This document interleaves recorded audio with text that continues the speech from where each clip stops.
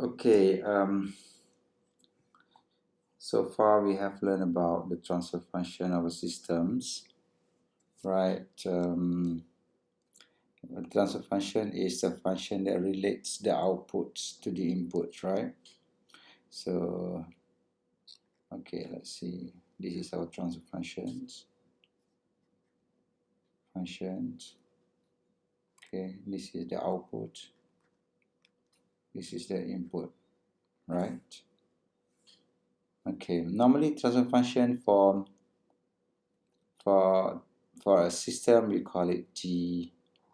In control system we call it G of S. The output is Y of S. The input is R of S. Okay, that means the transfer function of plants, of a system plant, okay, a system plant, systems plant is Y of S over R of S, G of S. Okay, and then we have learned that transfer function can be a first order systems. Okay, this G of S can be first order, second order, or higher order, right? Order system. Okay, depending on the denominator of the transfer functions. Okay, and then we have also learned that every systems, right? Let's say systems G of S, S plus 1 for first order systems, right? First order systems. Okay, these systems, the parameter of the systems will not change if you change the inputs of the system. Okay, we learned that before, meaning that if we supply the inputs to the systems, which is R of S and Y of S, so let's say a step input of 1 over S will produce something, the output something like this, where the TR is here, the TS is here, the overshoots somehow there. But for this system, we don't have that overshoots. We have a like that, all right? So changing the inputs to 1 of S, 2 of S, or 3 over S will only change the states, right? It will not change the parameter of the system, such as tau, in this case, right? Tau, TR, and TS. It will not change. Okay? That's one thing we learn about the systems. So without a controller, there's no way for us to change the behavior of the system itself, right? Okay, now we try to add a controller to the systems, right? We call it open loop systems, okay, a controller. So now let's work on the second order systems. Okay, second order systems, let's consider a simple transfer function like this. Okay, 1s squared plus 3s plus 2. Okay, I simply choose this transfer function because it's easy for us to determine the roots, right? By looking at it, we know that the root is s plus 1 and s plus 2. All right, there are two roots there. So we have an input somewhere here, we have output here. Okay, so from day one we learned how the block diagram of a system. This is open loop systems. We put like controller K here. Yeah, that's a controller.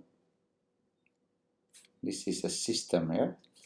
So we add one controller. Sorry, it's big blur. Come on. Okay, that's a controller. This is our RS. Okay. So now, if we fix RS to 1 over S, if we fix this, fix R of S equal to 1 over S, right? Then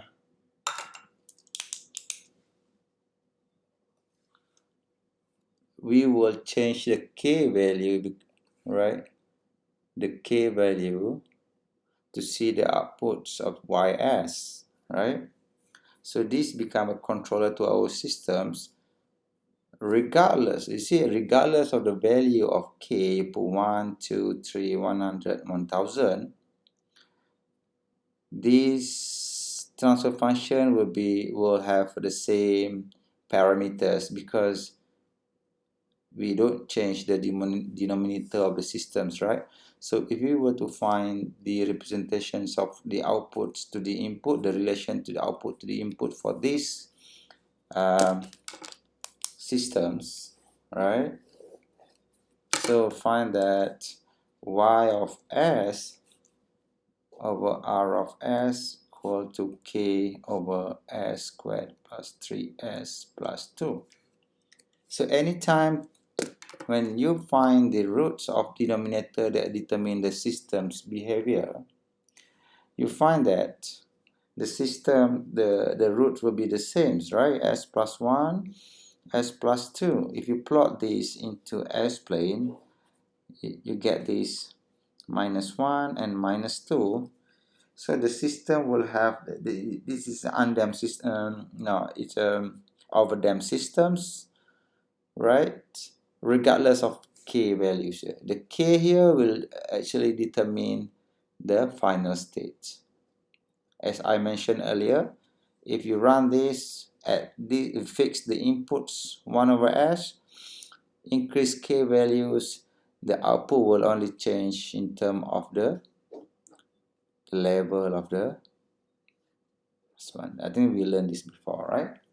So I think in earlier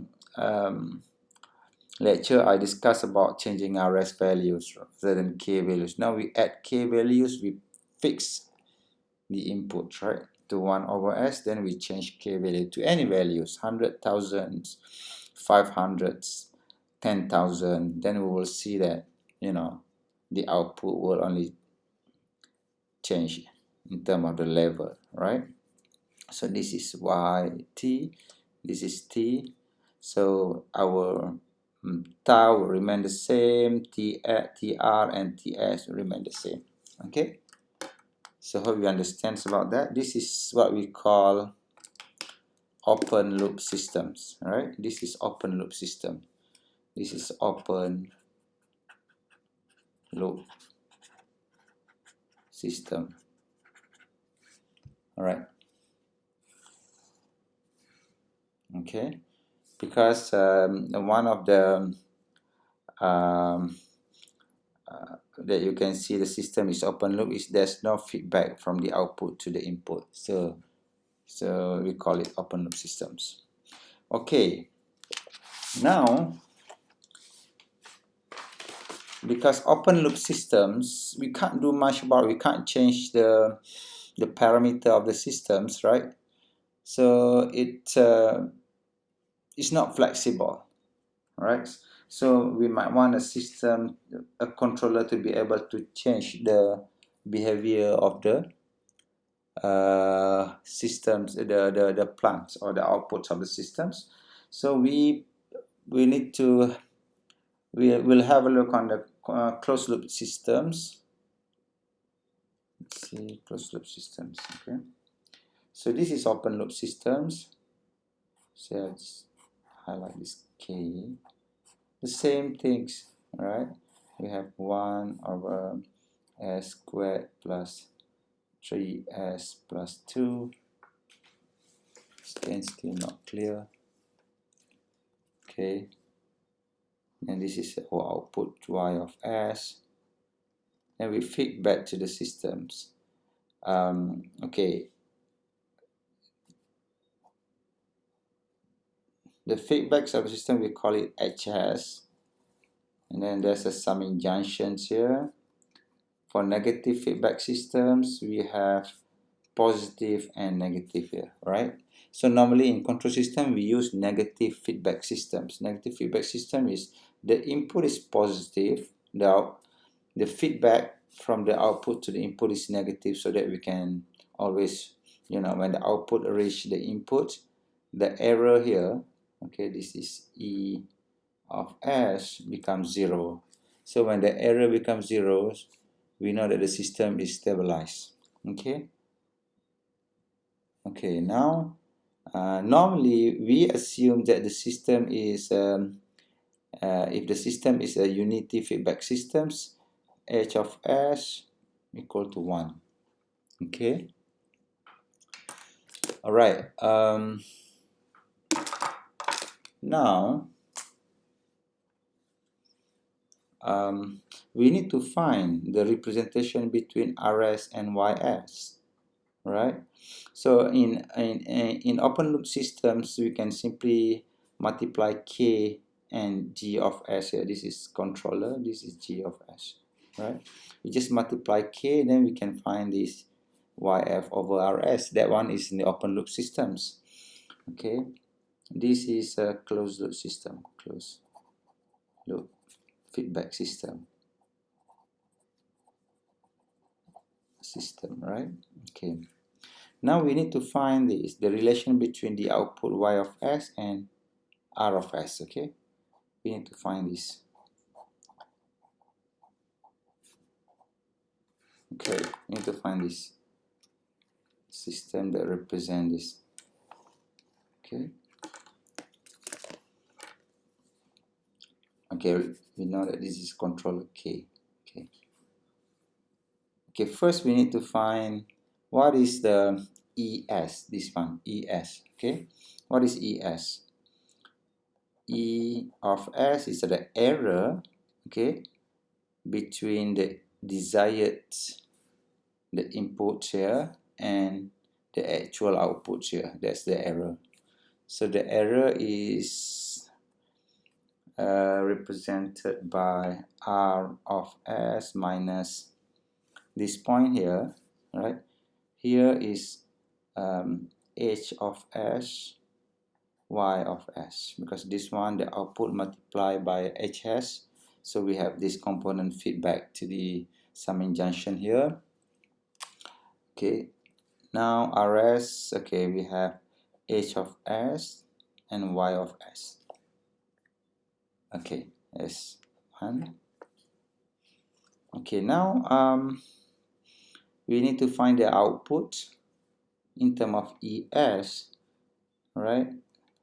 Y of S is equal to K multiplied by GS multiplied by ES. Okay, E of S multiplied by K multiplied by G of S. So that's the output. E of S, the input to K, and then K input to GS, then we have this. All right. Okay, now ES, E of S, need to find this over this kg of S. Okay, kg of S. Okay, now we have to compare side by side ES 1 and 2. Okay, 1 and 2. Okay, so we have R of S minus H of S, Y of S, is to Y of S over kg of S, right?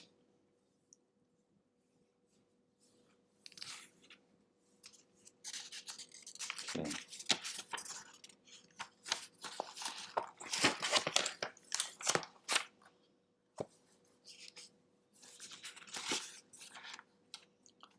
Okay, I write again here. Plus r of s minus h of s y of s equal to y of s over kg s. Alright, so we need to find y of s over r of s. So we'll y of s kg of s multiply rs minus hs y of s. Then we have what we call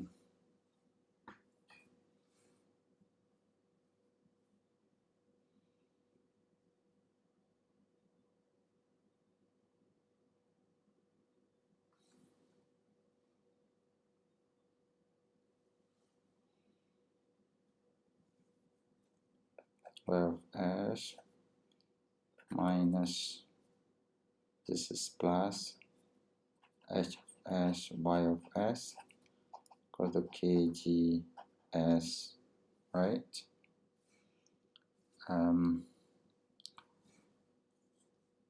Now we need to multiply this. Y of s kg s r of s minus kg of s hs y of s. Okay, so this y of s plus kg s h of s y of s kg of s r of s. Okay, so then we need to find y of s. 1 plus kg s h s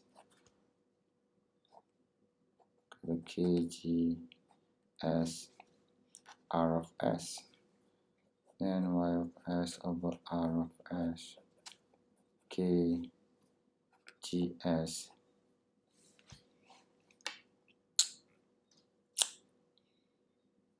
kgs.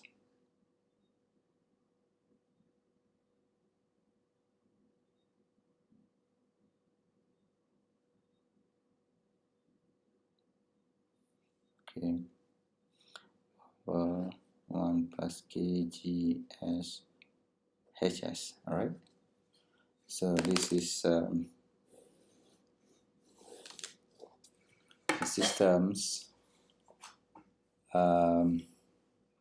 represents by the output y of s and r of s. Okay, if we're talking about a unity feedback system, hs equal to 1, then we'll have k g of s 1 plus k g s. Okay, what does this mean? Okay, I'll stop here first because it's nearly 20 minutes. I'll continue next video. Okay, stop.